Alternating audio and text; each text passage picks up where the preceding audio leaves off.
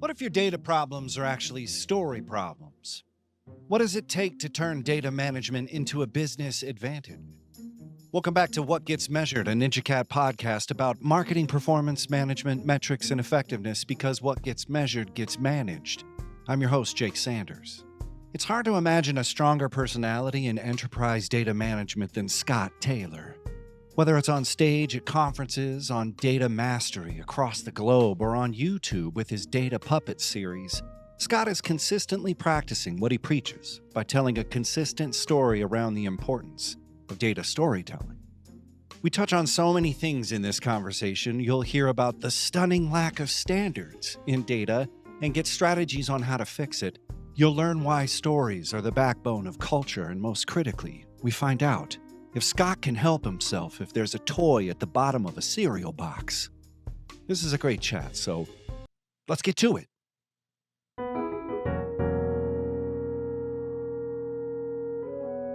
For nearly 3 decades, Scott Taylor has been helping enterprises and the data teams inside them unlock the real business value of their marketing and advertising data. As the data whisperer and principal consultant at Meta Consulting, Scott specializes in turning complex data strategy into clear, executive-ready narratives that actually move the business forward.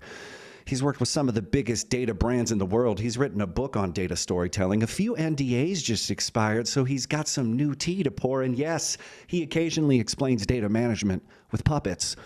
He's one of the best follows on LinkedIn if you like smart insights with a side of sarcasm. And he's here today to talk about all the things data. Scott, welcome to the show.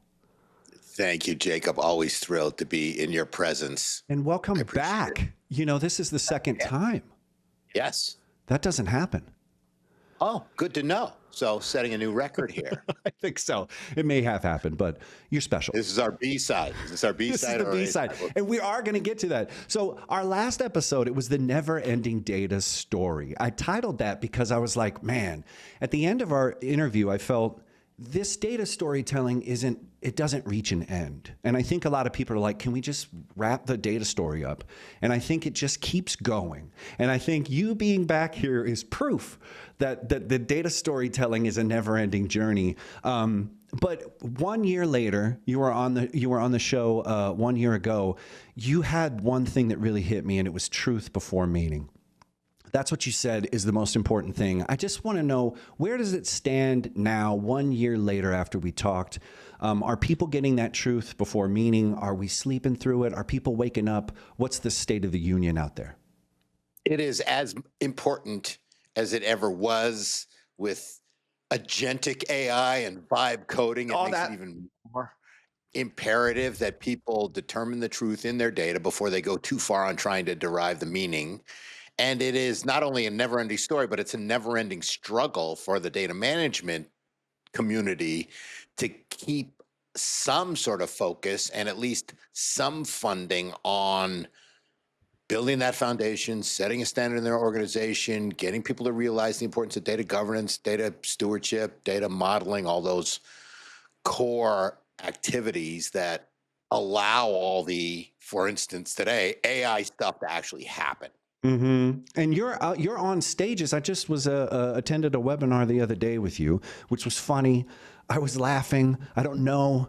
I just enjoyed it. But I learned a ton. You speak in front of a bunch of audiences. Do you get people saying, "Oh yeah," or I mean, how do you feel? Are people like clamoring for this, or what's going on? Like, you talking to audiences? Are they like staring at you? What's the response? I have a wonderful following, wonderful audience. And as you mentioned, I'm on stage all the time. Unlike most people in the data space, I have a fear of not public speaking. I love it. I had a dramatic arts background in college, so that's where I got the bug. And I probably pull on that sort of training more than anything else in my business career. And I speak to mostly the data management side of the world. And so for them, it's very, I get comments like, this was therapeutic, you helped me through my struggle, this was inspirational, I thought maybe I needed to do something like this, so now I am. And that's the gratifying part of being out in the community as much as I am, because you find people who go, this really helped me, this helped, and a lot of the help is in clarifying the frustrations that they have to the people who just don't even understand what they're trying to say. So it's, bringing that clarity that you mentioned and helping those data management practitioners and data leaders tell a better story in their organization. And one point I always make, and this gets a lot of head nodding, and I think folks a little bit nervous, as it should. If you're a data leader in your organization, you're fighting for funding, you're looking for sponsorship, you're looking for executive support and attention, you're up against a lot better storytellers in your organization that come from marketing, right? Marketing people have to tell a story. Salespeople, if they don't tell a story, they don't make quota. Finance. So the finance knows how to at least have the numbers. Legal's got the law behind them. So there's a lot of attributes of different types of disciplines in an organization that have soft skills as part of what makes them successful. And data leaders grow up because they're great at the hard skills. And well, so I'm wondering about those hard skills transferring into the soft skills. And then I'm wondering, those nodding, when people are like, yeah, data storytelling, is it because they're trying to find the story to tell themselves first? And then they need to, I think a lot of people are like, what story do I tell the audience? But maybe they don't know the story they want to, maybe they don't know narrative, maybe they don't know stories to themselves. Do you see that there's a self-audience maybe in that dramatic arts thing? Do you think maybe that storytelling barrier is a self thing first? Aside from my, number one tenet, which is truth before meaning, number two is focus on the why, not the how. And those data folks know how to get it done. And the story they tell is how we're going to do it, or in some cases, how we tried 15 other things before we got to here. And I tell people, tell a story, but not your life story. Okay, nobody cares about every mistake you ever made. Right. But there isn't a CEO or a CFO out there who cares about how you're going to get stuff done until they understand why it's important to the business, and crafting that business accessible narrative, putting it in a way that people can understand it because data can help solve all sorts of business problems. That's what gets the attention you need from the stakeholders that you're starving to get some kind of collaboration with. So to answer your question, they don't know how to tell the why story in a lot of cases. That's why. And then they want to know how. Oh boy. No, I love that. That is so powerful, because I think we're all sort of, I'm big on the how, and that's one of the things I think AI is bringing to the table. It has a lot of how. Here's some action items. Here's some agendas. We're about to do this, but the why is the story. And one of the storytellers that's taken our place in some places is the summaries, the AI stuff. It's being embedded in reporting and, grabbing sense from, dashboards. What's the risk there? The AI gives me a good look at it. What's the storytelling angle there? What's the story that AI is going to tell, and what's the story you're going to tell? And can you really tell it better? I think it helps me every day, right, with storytelling, with kind of brainstorming, just as a single practitioner. Sure. But at the enterprise level, you go back to this truth before meaning thing. Mm-hmm. Is your AI trained on the right stuff? Do you have a training corpus that you can depend on? Do you have some form of structured data about the most important topics, entities, context, whatever you want to call it? Mm-hmm. Your brands, your relationships, your partners, your geographies, all the things that your business cares about. Is that AI familiar enough with those to be able to give you an answer that's going to make sense in the right context? And that's the danger. And, where we're at today is you can make mistakes at scale in ways we never dreamed of before. Congratulations. Garbage everywhere. Flying cars? You mean flying car accidents? Yes. No. I think you see, there's something about people working together that I love. You come from a very technically aware stance on this stuff. Like, you can get in the tools and you know what's going on. And I love the way you play around with, all the different acronyms and technical languages and things that get kind of lost. But attending your webinar, I started to think, the marketing data modeling. You know, you're very strong and stressing on this. But I was thinking, is it about tooling or is it about teaming? And then I said, teaming isn't a word. But I was like, teammating. And then I was like, teammating is something else too. So I'm thinking like, people think they need tools. What about teams? What's your thought here on the tooling versus the teaming and how marketing data modeling is working with those two things? One point I want to make is I'm actually not very technical, so I don't look under the hood. You don't? I think everything demos well. Right. I am, the way I describe it is, I'm awesome at conceptual. I can talk my way through logical, but I don't get physical. I don't touch anything. People don't want me. And when I was working with some of these data brands you're talking about, Nielsen, Dun & Bradstreet, there you go. I was always the one out there talking to the customers and trying to give them the story around why the data they had from us was important and ways to use it and that sort of thing. And many times the account people would come back and go, you know, they loved it. That you were great. You know, they want you on the account. And I go, no, they don't. That's it. You saw what I do. Okay. I don't, you don't want me behind the scenes. You don't want me making, you know, hierarchy survivalship rule decisions for you. You're aware of those things. I mean, it's not that you don't play around with them, but you have a respect for them and you knowledge and enough. Agree. Yeah. So I get enough understanding of them to either, you know, to be able to put them in the right context of a story about why data is important in an organization. Right.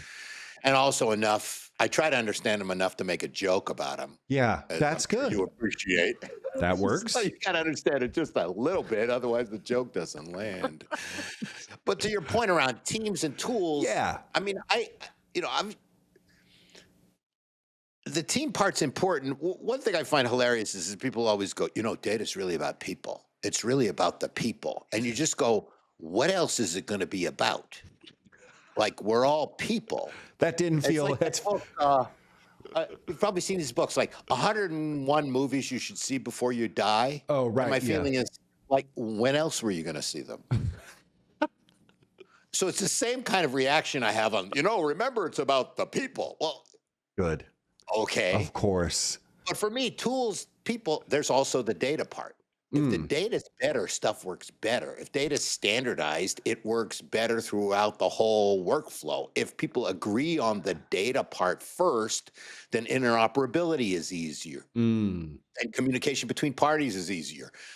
You know, data standards exist for a reason, and they enable enormous amounts of value, and they tend to be kind of unsung to a degree, and people don't really, I think, support them as much as they should. And there's a lot of big gaps in the standard space. But if you think of something as, you know, the biggest hit in the data standard space, I believe, is the UPC, right? The Universal Product Code. Love it. Some people call it a UPC code from the, as Firesign Theater would say, that's the Department of the Redundancy Department. Right. But that Universal Product Code, that little, you know, barcode on every bottle and can, and the data that comes, first of all, it allows that little, you know, any type of POS system to read any type of product from any kind of manufacturer in any sort of retail environment. That's already a miracle, right? That's a data transformational digital miracle. And then the data that comes from that, Nielsen data came from that, the Nielsen product movement data. Now when people scan UPCs, you know, on their phone, they get a host of other attributes through some sort of digital interaction. But that code alone enables all sorts of stuff. Only it's actually somewhat siloed because it's for manufacturers, it's for mostly product packaged goods, it's only in certain retail environments. And for instance, you know, a problem that I ran into throughout my career and was actually trying to solve is, you know, that code doesn't link to the advertising activity for that brand. I was just thinking about that. Carry across that, right? So there's still holes out there, I think, that can be filled. And I think there's still frustration that people have in trying to analyze, for instance, marketing data that could be solved and relieved if there was better standardized data coming in. Oh, so here's my quick question: Is we know there's problems. There's Swiss cheese in the holes. Look at it. Don't eat that. My question is, who's doing it right? Have you gone into some place and you were like, your eyes got like shocked and you were like, oh, and there was an angelic choir and you just saw everybody do it. And then it's like a little dog came up to you and like, you were like, what, am I dead? Does heaven exist on earth? Have you seen anybody do this the way you're supposed to? You're saying it's done, or are you just out here selling a timeshare? I don't know if it happened in the same scene you just painted with the dog and the clouds and everything, but I love it. I for a while I was consulting at WPP, which is the world's largest agency. Big one. Right? And they're massive. And at the time they owned Kantar, which was one of the largest data providers on earth. So this combination of actually movement and consumer tracking with advertising, spending and placement and creative just fascinated me. And I was in a consulting group. I was in a group there that had horizontal access to everything. And the guy who was leading it just said, go wherever you want, find whatever data opportunities. And I was looking for structured data opportunities. That's where I came from. Unique identifiers, hierarchy structures, taxonomies, geographies to help align and integrate data together. Their biggest client is, and probably is, Unilever. Oh, yes. And what Unilever did was it imposed a data, and I was really fascinated by this and watched everybody in pain trying to fill this requirement. But Unilever imposed a data standard, a coding standard, not computer coding, but like this code number goes on this product, and these hierarchies, these brands and products roll up these hierarchies in these categories the way we define it. And they imposed it upon all their data suppliers, Nielsen included. Sort of like an OEM with franchise, like Jeep will make the dealership make sure the thing is how it is, sort of like that kind of. Yeah, but in a data perspective. And their rationale was the data you are providing to us, which is, massively valuable. It's insanely disparate. It's global in scope in some cases, needs to align to our structure so we can manage it and analyze it the way we want to, right? So the client said, this is how your data will be structured. I know. And it was very similar to something I was trying to syndicate. So I was thrilled by this and spent all kinds of time with these data teams who were just cursing because it's just like, they had a standard, I don't know what it was, like 7-layer hierarchy. Right. They had, and Unilever part of why I'm in awe of that company is, first of all, I think packaged goods is the most complicated business out there. Sure. And Unilever is probably the most complicated packaged goods manufacturer because of the types of products they make. They make soap, they make toothpaste, they make ice cream, they make tea, they make all sorts of things. And growing up in the grocery business in the CPG world, getting that stuff to stores is really complicated. You don't put ice cream on the same truck as you do toothpaste. Another miracle, right? And the global distribution of it, and then the brand naming nuances just make it a hellscape for people who don't have their data organized. Right. And so here was the biggest one on earth, the most complicated one on earth, saying this is how we'll do it. What time frame was that about? Probably 10 years ago, maybe 8-10 years ago. All right. And they had so I marched around. It was already similar to an idea that I had tried to create at Nielsen. When I was at Nielsen, I tried to help launch what was basically a universal coding structure for brands and media. Nice.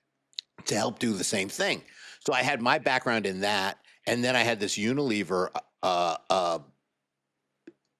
this Unilever project that everybody was working on, right. And I'd gone to anybody who would listen to me at WPP and said, like, let's make this into a product, because guess what? Your other clients are going to ask for this.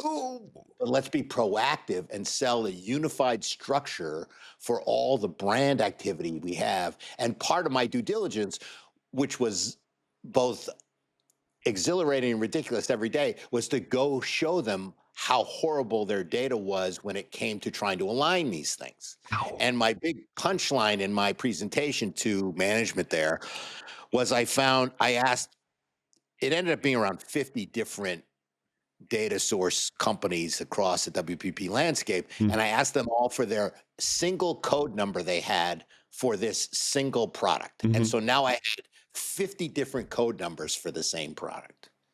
And I said, and that's just internal to us. So when this brand wants to know everything you're doing with it, how hard is that? It's a massive undertaking, and it should be relatively seamless. Oh, wow. And I got to the CIO of all of WPP who said, it was like, this is transformational, but nobody had a budget. It was like, I bumped into the business model basically of the company, which was they were more market research and advertising than they were a data feed company, which is a different kind of business. Sure. Same challenge at Nielsen. I tried it at Nielsen, was the first place I tried it, which was Nielsen's the biggest counter of things on earth, right? They've got TV, they've got, radio, they track media, they track packaged goods. They're all, movies at that point they had. And I had the same kind of purview that I had at WPP, where in this case too, I had the CEO literally of Nielsen saying, okay, go find these opportunities. Just go everywhere. And I learned a lot about, it's like, okay, I went to the movie tracking business and say, what do you track? Do you have codes? Do you have hierarchy? I got really good at quickly assessing whether they had the right master data, metadata, structured reference data or not, to see whether this is a source that could be combined with something else. And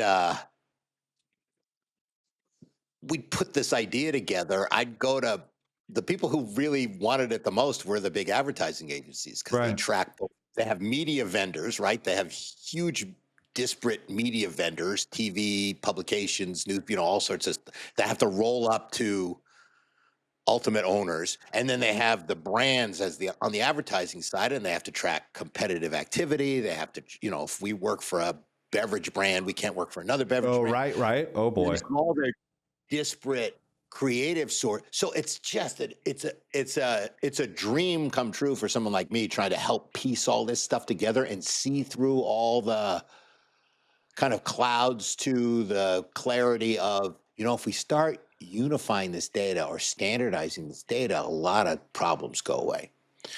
So I spent a lot of years trying to make that happen in a variety of different ways. It never got off the ground, unfortunately. Actually, I brought it to the 4As, the Advertising Association, and the guy who was in contact there. I presented it to like this group of advertisers, and the overwhelming comment that came back was, "It's a great idea, but why does it have to be Nielsen?" It's like, the last thing we want to give you is another check. So it was all kinds of stuff like that in the way. But I met a ton of people. I had a ball. I had a great pitch. I called the whole thing the DNA of marketing. And that thing could sing. I could get just people's eyes to light up. But we couldn't get, again, I'm not a technical guy. I'm not a product guy, really.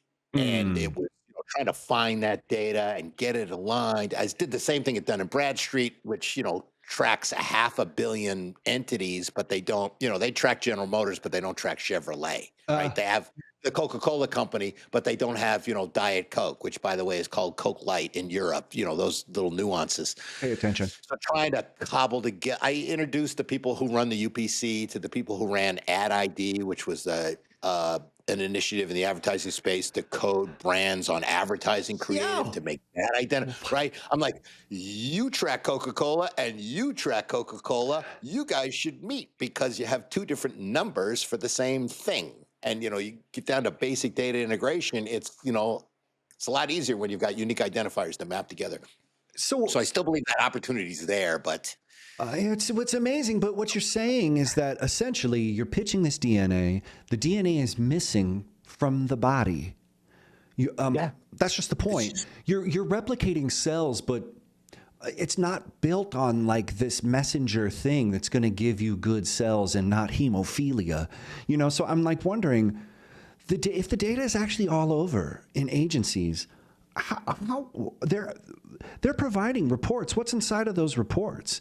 It's It's a lot of hard. I mean, I'm assuming they're using AI today, but for instance, they have trouble rolling up and talk about any enterprise. Okay, any enterprise Right. anywhere trying to manage their relationships. One big thing that people at the top want to understand about their relationships are things like I'm going to lunch with the CEO of our biggest relationship. What's our one number? How we doing with them? Sure.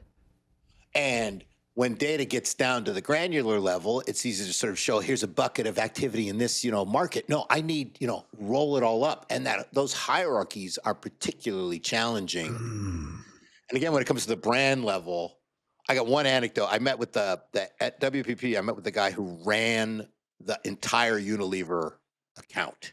Oh, and that had these impositions and strictures. Right. Brownstone that he shared with Martin Sorrell as the office. The guy was like, it was like a top guy. Ran the biggest account for all. He's retired. He's gone on to other great stuff. But it was a thrilling meeting for me. It was like, all right, I'm going to go. And so I said, so you're trying to roll up everything you do with Unilever.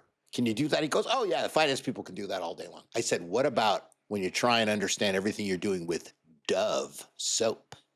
And he goes, now you hit a nerve, because he couldn't do it. They don't have that at their fingertips.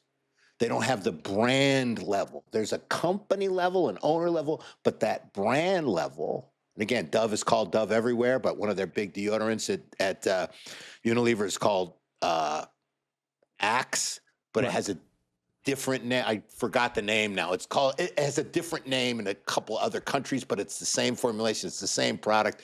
It's like Coke Light and, Diet Coke. Those kind of nuances happen everywhere.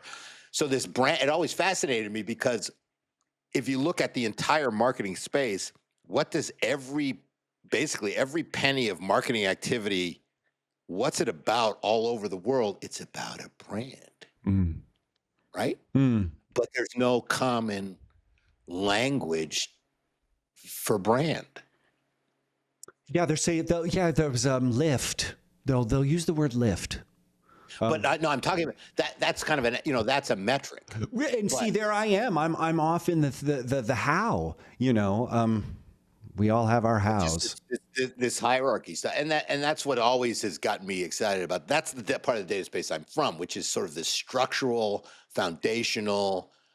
You can't get away with it from it. This DNA, this cellular level stuff that you can get to really quickly if you know the right questions, and you can get a sense of how good it is from somebody by asking some really short, early questions, right, and watching the action. Right. And what I love about this is that it isn't Jurassic Park.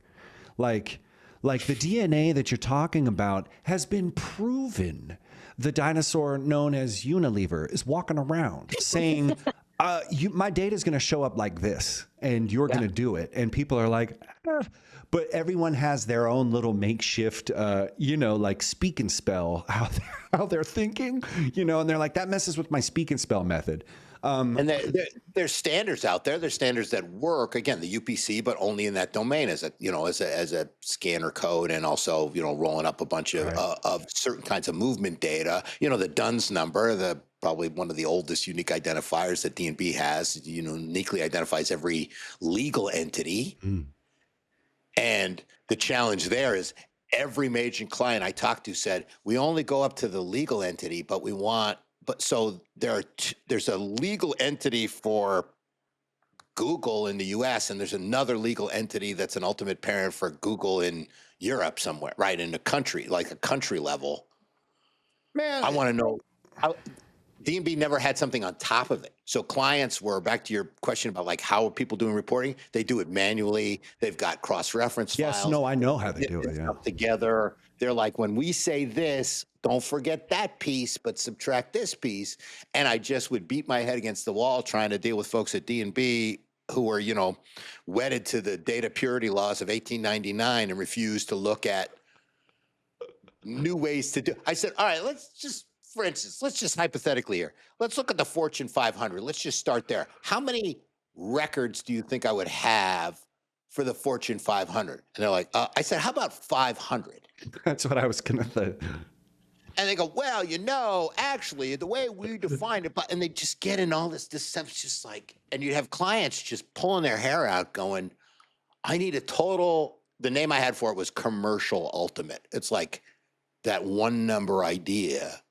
So I lived at this level of like unique identifiers for the most granular level, a code, a UPC, what I had it for stores called a TD Links code at Nielsen, a DUNS number. And then you want to roll that all the way up to the top and then get as many reasonable levels in between based on how whatever that organism is you're tracking defines itself. Mm-hmm. And so these big companies are dealing with big companies. And it was funny because at D&B, they'd always say, well, we can tell them who to sue. That's what they want to know. They want to know who to sue. Right. That's important. Walmart deals with Coca-Cola on a global level in 1 billion different interactions. And I don't think they're thinking about who to sue.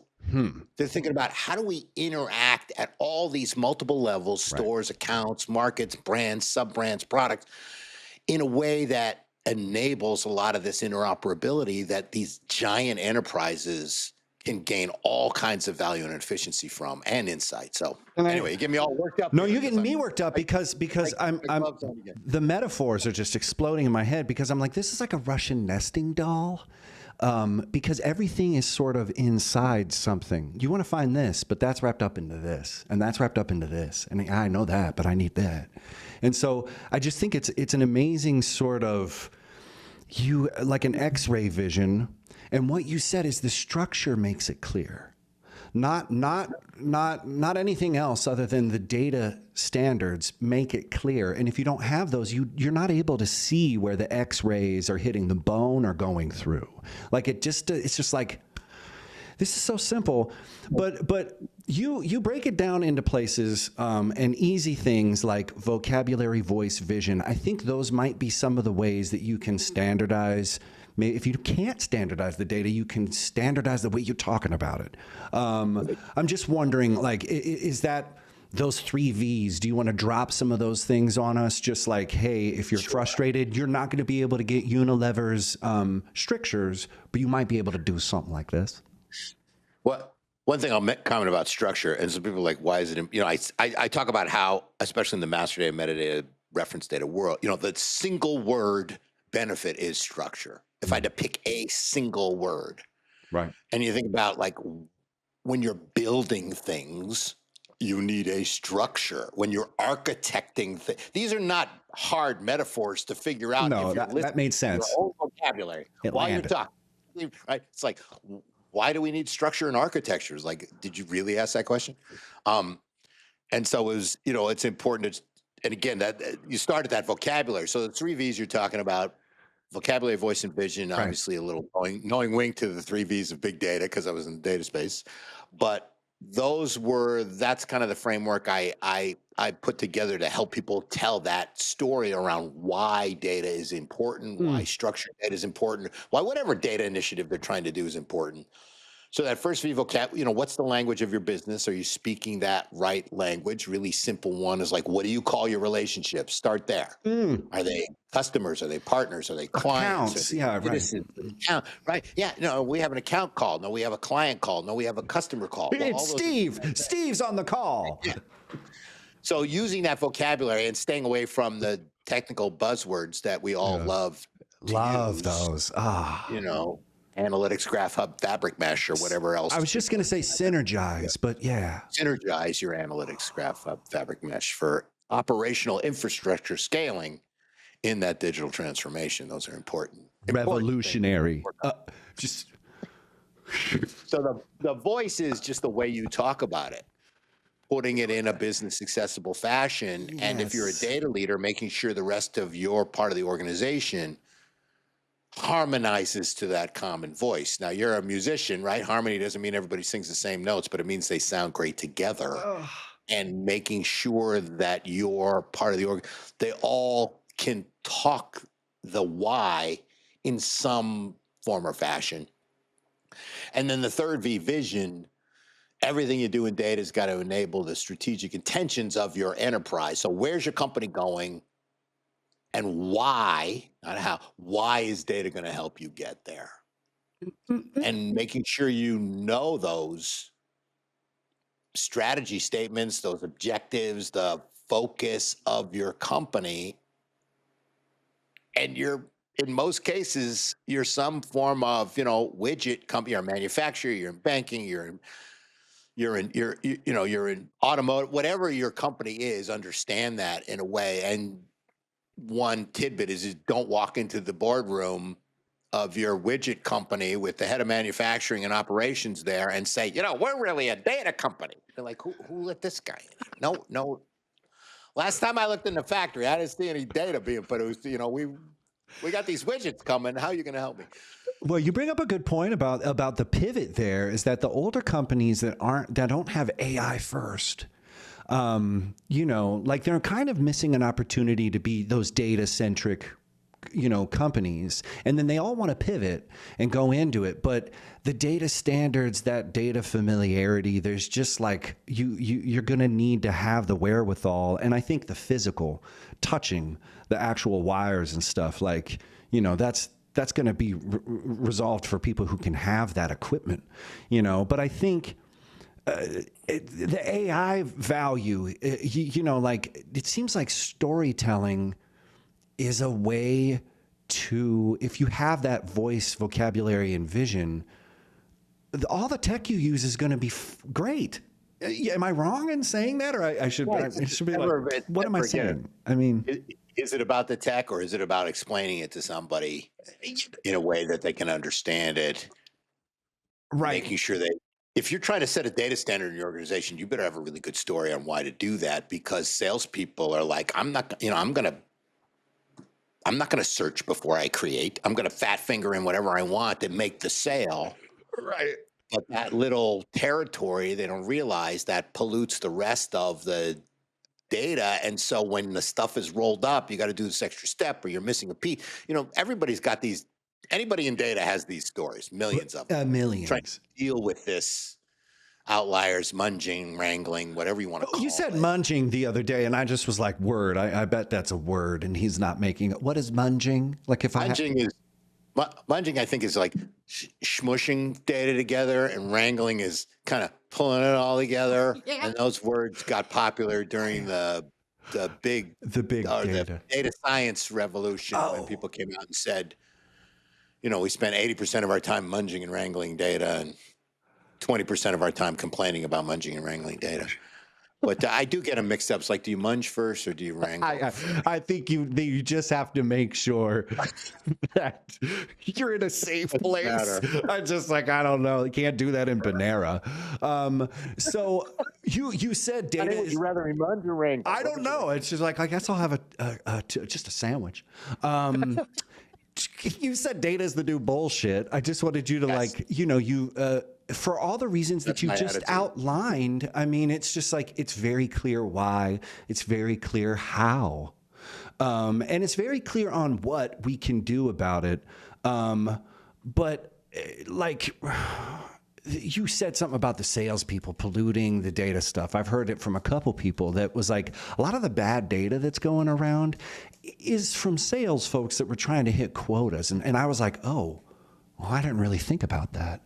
And when we're thinking about data, what are we saying? It's not people. I talked to the Gen Pop about this stuff, and they're like, Jake, no one understands. And I'm running around with my tinfoil hat on. I'm like, the data layer is crashing into the warehouse lake fabric mesh. They're like, synergize. We're doomed. But it's hard to explain to people what data is. And I'm like, emails. It's just like your email, you're like some kind of like identifiable thing. And then I was like, oh man, how many times have I put whack emails into something? How many times have I put some whack data into something? And I was like, did I make the data? Did I add to the garbage in that's the garbage out? Like, I do that deliberately when I go to conferences. No, they put your name and they put your name and your company. Right. My company, Meta Consulting, nobody knows, it doesn't matter.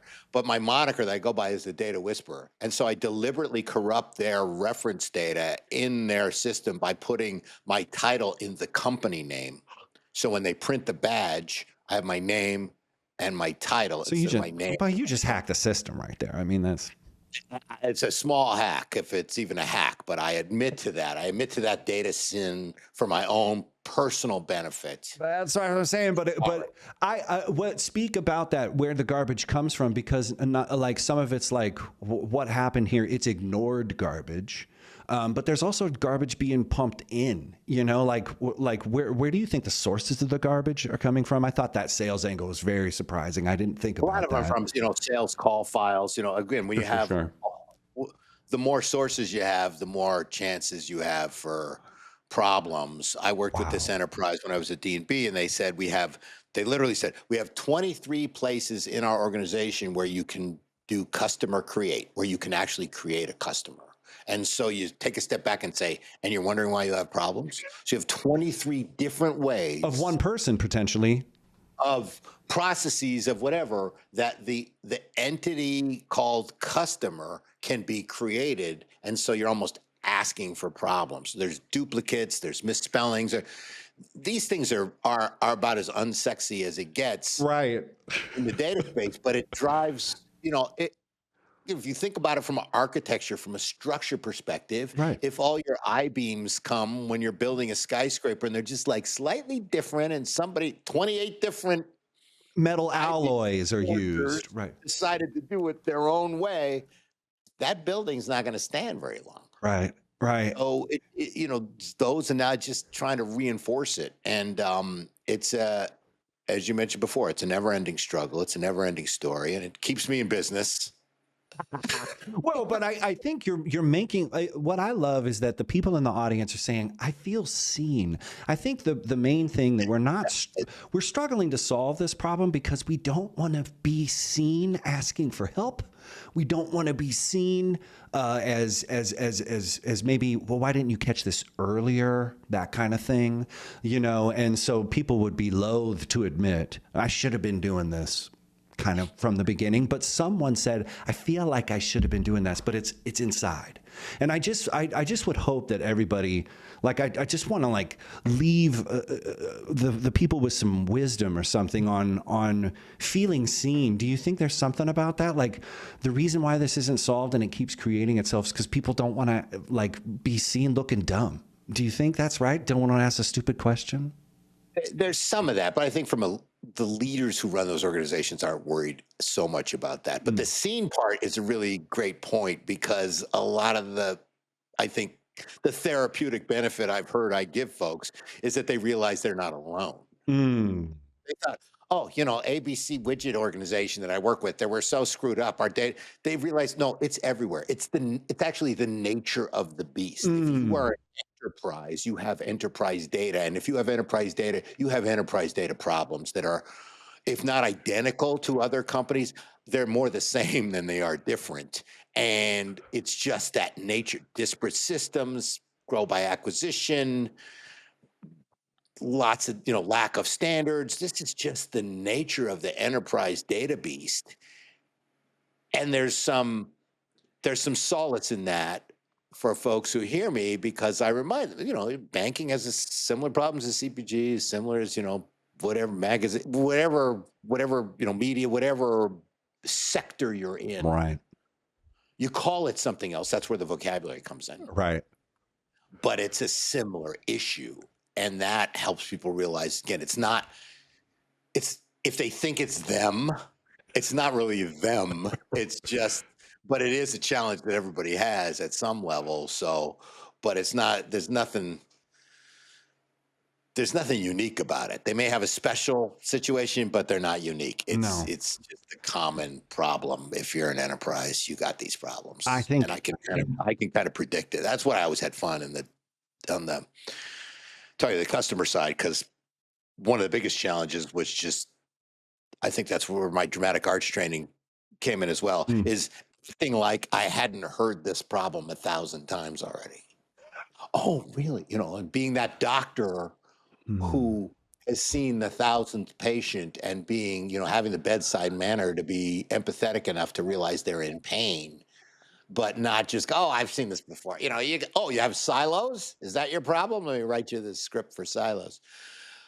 But letting them open up about their pain and then waiting for the right time to go, oh, this is very, that just was sales and marketing, response to be able to take their pain and somehow translate that into a way it's going to be relieved by the solution you were representing. Well, and I don't want to gloss over that fact, because I think bedside manner and resilience in the face of not stupidity, but just ignorance, like showing up. It reminds me of teachers and stuff, like the way you treat kids and stuff. Like they're new here, they don't know. So, the way you talk to them is sort of important. And I've seen cultures, I've worked at companies where that is how they do it. Their vocabulary, their voice, their vision, just in the way they interact as people is there. So I think don't gloss over that, because that's a really, really important fact and a great skill. Yeah, but that's a great skill you have. Is just like, I'm so excited to show up and talk about this stuff. Here, 2 quick ones, and then we got to do cheese or chocolate. Okay, yeah. Oh yeah. So the CMO elevator pitch. Okay, so you have 60 seconds in front of a Fortune 1000 CMO or CIO. What's your boldest pitch for storytelling and how that's going to lead AI? You got to mention some AI in there and their data strategy.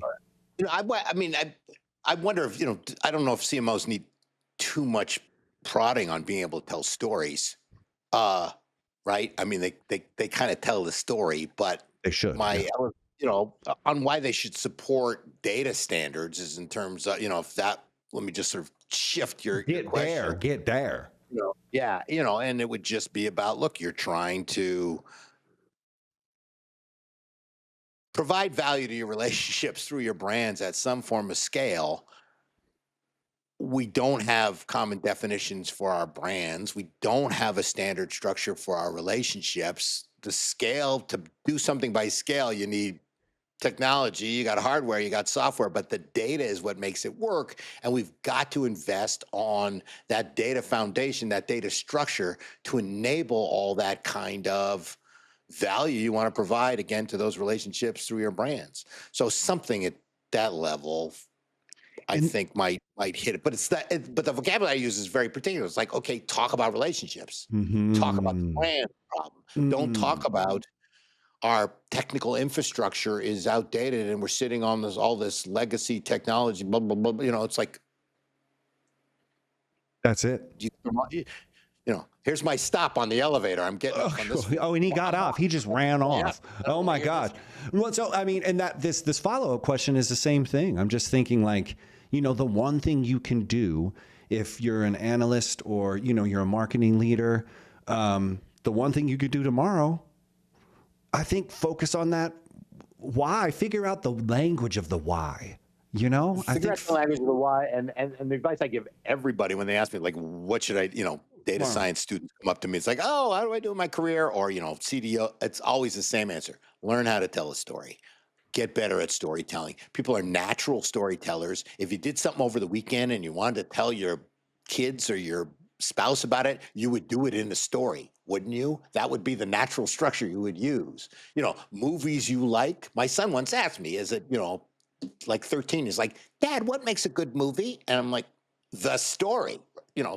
$1 billion on special effects and the greatest actors in the world. If the story sucks, you're like, really? This was really disappointing, wasn't it? So we live and breathe on that. So why isn't that technique in the fiber of what we do in the data side? I don't know, because we, as humans, we're doing nothing but telling stories all day and listening to stories all day. All day. So why don't you find a good one? I'm just thinking there's a big difference in between a list of events and a story. Right. So, if you're just a decision tree making their way through a forest, no one wants to hear that story. Or a random forest. Yes. Enjoy the random forest. We're all in our private Idaho. Listen, hey, if people want to hook up with you, Scott, connect with you online, learn more, hear those whispers in their ear, how can they connect with you? LinkedIn is where I live and breathe all day. So find me on LinkedIn, Scott Taylor, the Data Whisperer. I'm on YouTube. You can Google the Data Whisperer. I am very proud to say, after 7 years of doing this organically, I come up now. I was thrilled the other day when I Googled Data Whisperer and Google came up with one of those little boxes, AI-enabled boxes, and says the Data Whisperer is a moniker mostly used by Scott Taylor. It's like, all right, they recognize it there. So that wasn't that way a couple years ago. And if you want to see the data puppets, which we didn't talk about, we'll talk about storytelling, starting the CDO, the chief dog officer, and the ITB, and they hire a cat sultan from Kinsey and. Jacob, we gotta get you in the puppet season 2 here somehow. Come on, man. I'm on. I'm in it. Just Google data puppets. I dare you. If you Google data puppets, you will only see content that I've produced. It's thrilling. It's like an SEO marketer's dream. Just complete organic reach. No money spent on those keywords. Data puppets, and you'll find my data puppets. But LinkedIn is the place to start. So please follow me there. Cheese or chocolate? Are you ready? Okay, I'm ready. We'll see if there's any repeats from last time. No, but I will always start with cheese or chocolate. Yeah, I'm chocolate. I think my answer last time remains the same as bread. Bread is my chocolate. Okay, we're gonna have to run back the tape. I don't know. We'll screen right over it. I will eat a great crusty warm piece of bread over a hunk of chocolate any day. It's amazing. So no wonder they kicked you out of WPP. They're like, get him out of here. He's talking about bread again. Would say, you're pegging the question. That's I know. And I'm badgering and raccooning and the witness. Listen, Frisbee golf. Is it a sport or is it a spoof? I think it's a sport. It's a club, though, mostly. Both my sons played Frisbee golf. So they were serious. So they were serious. In college, though, right? If it's a club, you have to buy your own shoes. So I think they had to buy their own shoes. That'll bring an actual team, I see the numbers going down after that, Do they? I don't know. But they both enjoy it. Both Frisbee whizzes, both my sons. So it's a real thing, man. I love it. Okay, cool. Toy in the cereal box. Are you going to wait or are you going to wade in? Oh, I'm wading in. Oh, I got really good at pulling out the whole bag. Okay. I had a couple of early disasters as a child. Yes.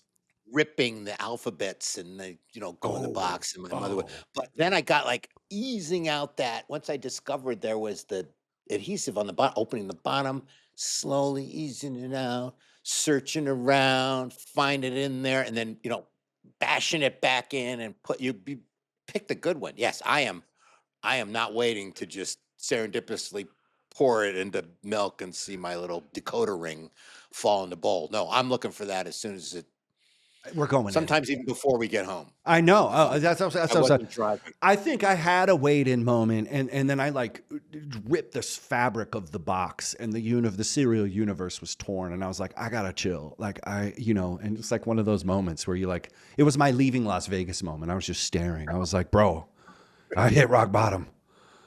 Leaving Las Vegas, only you're stuck in that room with a box of Captain Crunch. Yeah, and a hooker, and you're just like, I've gone too far. Okay. Anyway, next one. Dolly Parton or Dalai Lama? For what? I would go Dolly Parton. For what? Hello, Dolly. For what? It doesn't matter. It's just you got to choose. It doesn't matter. You're taking Dolly. Okay, I'm with it. I'll pick that Dolly. I pick Dolly Parton. I think it's great. Okay, chicken of the sea or chicken in a biscuit? Chicken in a biscuit. Yeah. Yeah. I mean, I guess if you're the waiter telling me your specials. No, chicken of the sea. Not order the tuna. Chicken of the sea is right. And chicken in a biscuit. You haven't seen these crackers? Chicken in a biscuit? Check out the UPC. Okay, pull up the UPC. Let's pull it up. Funny little crackers. They look like a chicken. Right. One of the greatest repositionings ever, literally, in the cracker brand history. You got to look this up. Wheat Thins, I think it was I think it was in the UK. Talk to me. Is a square cracker. Yeah. And they introduced with a straight face a new diamond shape. No. And they turned it. Yes. 45 degrees. And they're like, now diamond shape. Look up that advertising story. It's an iconic story. I would That's feel creative. I would feel so thrilled. I was like, guess what they bought? We got the new diamond shape. There is a difference in between a diamond and a square, I think, but It's like, what's that joke? Remember the guy who threw away all the M&Ms because they had W on it? Whatever it is. That blew the delivery, but it was something like that. half of them were defective because they said WW. We'll replay that one, and you can clean that bit up. Yeah, no. All of this is going to have tons of screenwriting. I have like voiceovers. There's an anime. I did the 4 C's last year, and you did a little like bell, ding ding ding ding. Yes, okay. Well, okay. I love that little sound bite. I'll bring some of that. Okay, and finally, because we're going to land the plane here. Carpenter or gardener? I'm more of a carpenter. I build stuff. My wife is the gardener. Nice. And to prove that, we have a gorgeous balcony overlooking this idyllic New England harbor. We live on the 5th floor of this apartment building, and we just recently redid our balcony. And I built the trellis, and she put all the flowers in it, and we just sit there and admire it as just a glorious symbol of our love and partnership. So you got to have both. She's the gardener. I'm the carpenter. Got to have both. Words of wisdom from Scott, man. Thank you. You're the best. Thank you. I love being here. I love talking to you always. Get out of here.